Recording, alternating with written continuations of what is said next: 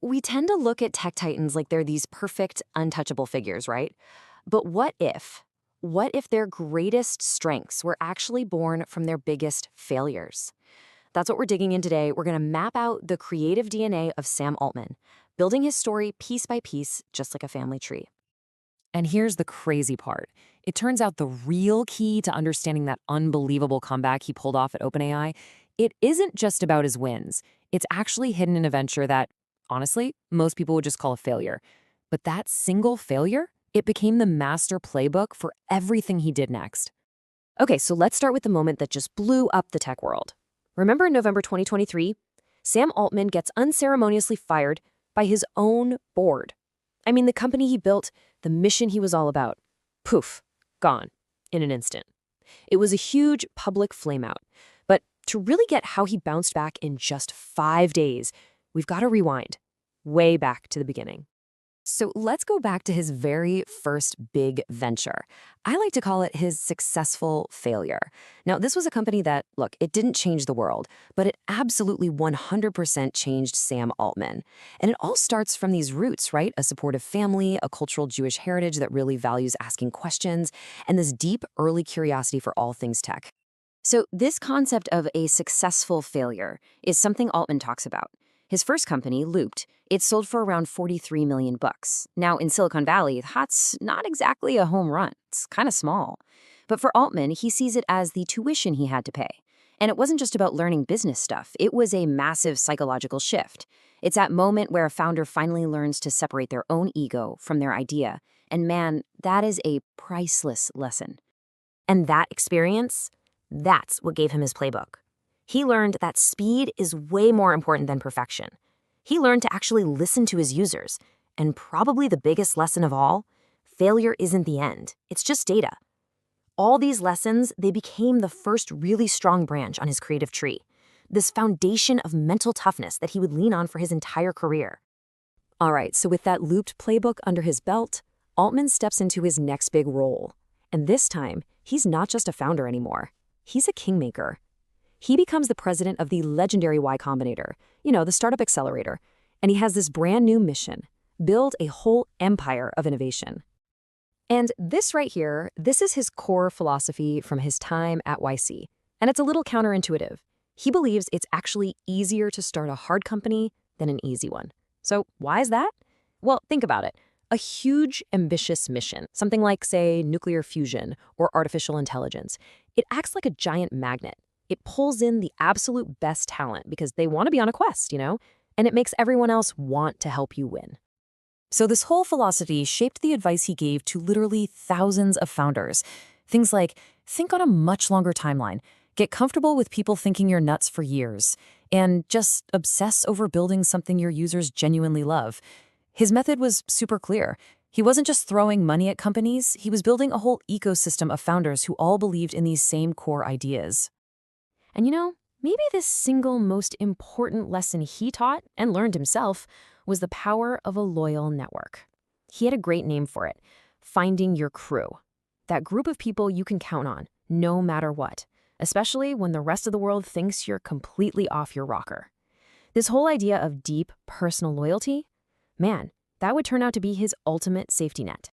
So all of this, it's all building up to his biggest, most ambitious project ever.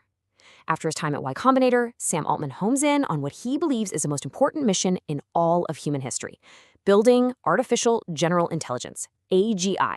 We're talking about AI that can outthink humans at basically everything. This is the moment where every single lesson from his past comes together for one massive undertaking, OpenAI. And his level of conviction here? It's 100%, full stop. He is totally convinced that creating an intelligence smarter than us isn't a question of if it will happen, but when. In his own words, once he saw a real path to AGI, he just couldn't work on anything else. It became impossible. This is his life's work. But here's where it gets really interesting. There's this fascinating paradox with Sam Altman. The same guy building this super optimistic future is also a famous prepper.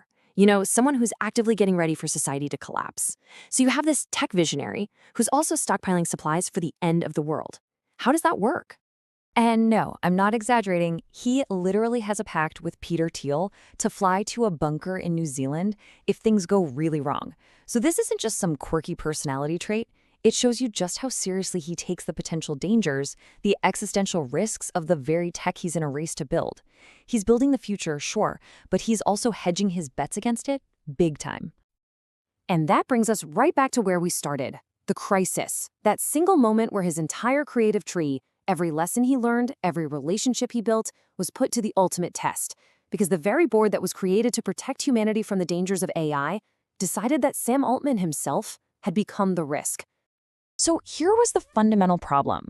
OpenAI's nonprofit board was specifically designed to put safety above everything else, and they came to believe that Altman was just moving too fast and maybe wasn't being completely upfront with them. So they did what they were empowered to do. They fired the face of the company. They really believed their power, their governance structure was the final word. But then, that playbook he'd been developing for his whole career, it kicked into high gear. An uprising started, and it was led by that crew he had spent years building. More than 700 employees, think about that, signed a letter threatening to walk out. It was a massive statement.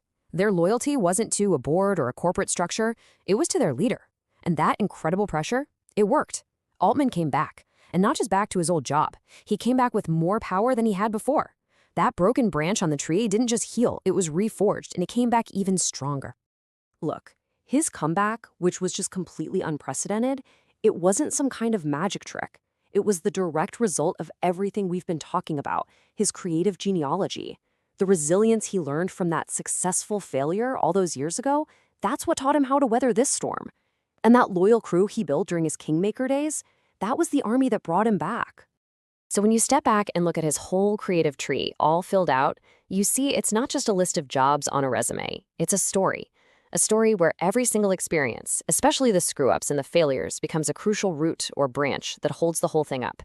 And honestly, that's a really powerful way to think about anybody's career, not just his. And that brings us to a really cool idea for you, for all of us. We can actually choose to build our own creative family tree. We can look at the journeys of people like Altman, and not just the shiny success stories, right? We can look at their struggles, the playbooks they built, their own successful failures, and we can graft those lessons right onto our own tree. So I'll leave you with this final thought. Take a look at your own life. What are the experiences, the ones that felt like total disasters or huge setbacks at the time, that are actually the most important, strongest branches on your creative tree today? What's the tuition you've paid that's making you who you are right now?